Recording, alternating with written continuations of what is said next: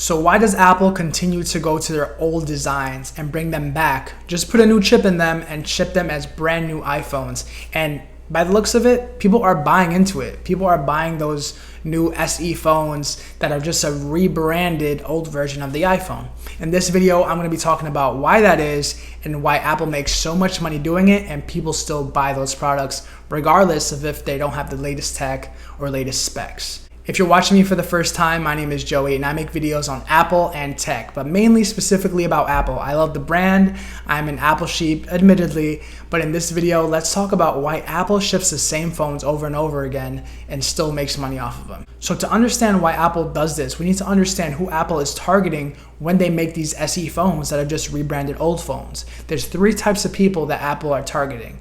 Number one is the feet dragger. Feet dragger is somebody who loves the old design of the phone and will not give up that old design for the new one because they think it's better, i.e. Touch ID. There's a lot of people that won't update to the new iPhones because it does not have Touch ID and they don't like change. So people who don't like change, people who are feet draggers, will upgrade to the SE2 even though it's a rebranded iPhone 8. And they love it because they can keep the Touch ID, but they can get a newer chip that's going to run faster and last longer with longer battery life. So that's the first type of demographic that Apple is targeting, people who are stuck in their ways and they don't want to change. The second type of person Apple is targeting is the nostalgic person, a person that had an older iPhone that has now upgraded to a newer one, or maybe still has the old iPhone, but kind of thinks back to the times when they had an iPhone 8 or an iPhone 7 or an iPhone 6 and thinks, wow, I want an old phone like that, like I used to have, but it's newer and it's gonna last longer.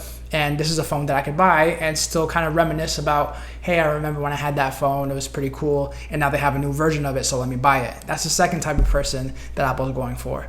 And people really underestimate the power of nostalgia. Look at Disney, look at Lego, look at Star Wars. Look at anything in pop culture, everything comes back in style. Nostalgia is very, very strong, and don't underestimate the power of it because you can see Apple taking advantage of it all the time. And then you have the third demographic that Apple is targeting, and this is the biggest demographic of Apple customer, believe it or not. And this is the person that says, I don't care as long as it's an iPhone. They don't care about the latest specs. They don't care about what the newest iPhone is. They don't care about buying the most expensive thing or being flashy. As long as it's an iPhone, as long as they get their pictures and their contacts and can use FaceTime and stuff like that, talk to their friends, they don't care. And they see the price tag on an SE model and they look at all the other stuff and say, hey, I can get by with this. I don't need all day battery life. I can charge throughout the day. I don't need the latest and greatest phone.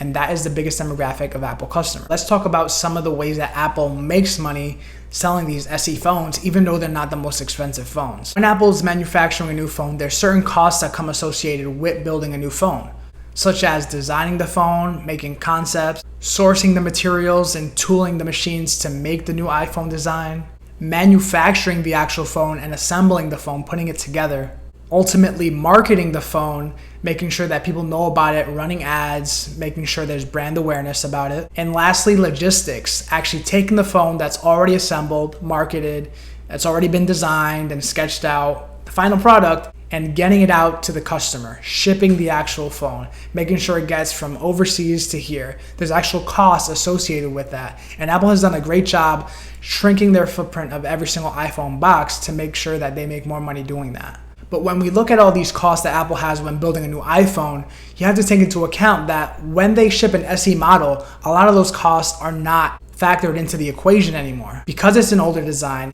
they don't have to make concepts, retool their machines, or make a brand new design. So that gets cut off the top. They also don't have to source new materials or make new machines, like I said, because it's an older design. So that also gets cut. And lastly, they really don't have to market the phone anymore because they've marketed the older design. People know it's an iPhone. It's an entry-level iPhone. It's not the flagship model. So their marketing cost is next to $0 when it comes to marketing these SE models, these budget iPhones. So when you think about it, all Apple is paying for is the manufacturing, actually putting the phones together, taking all these spare parts, getting the new chip, sticking it in there with a newer battery, and then the logistics of getting that phone out to their customers. So they can cut off maybe 2/3 to 3/4 of the actual cost of producing this iPhone and get it out to their customers at a cheaper price. And even if Apple sells these phones at a loss, if somebody signs up for Apple services or uses some other type of Apple product with the phone, Apple ends up making a profit on the back end. So when you look at a company like Samsung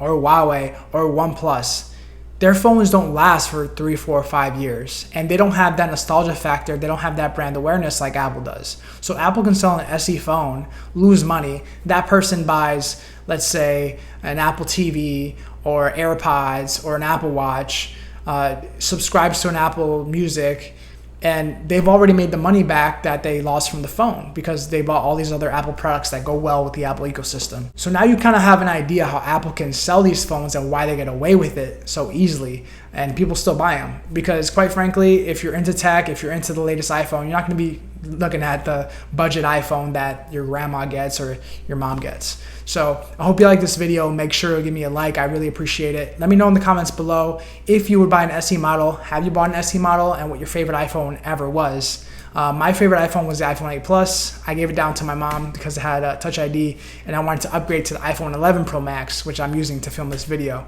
So make sure to like the video and check out this video right here I made on another Apple product. And I'll see you guys next time. Peace.